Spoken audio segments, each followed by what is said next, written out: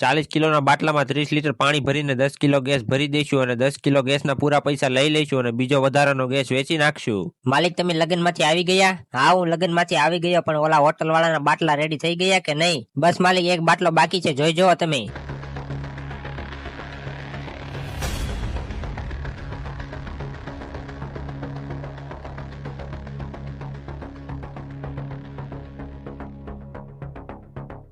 જય માતાજી ભાઈ, હું તમારા બાટલા લઈને તમારી હોટલે દેવા આવું છું, તમે રેડી રહેજો.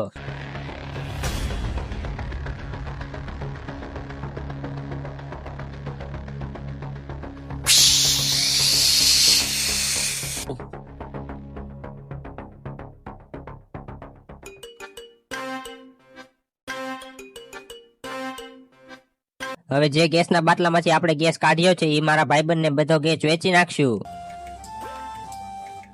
હાલ હવે માલિક પણ વહી ગયા છે, આપણે ગેસનો બાટલો મારા ભાઈબંધને વેચતા આવી. અરે ભાઈ આ બાટલામાં ગેસ નથી, પાણી છે, જોઈ જુઓ તમે.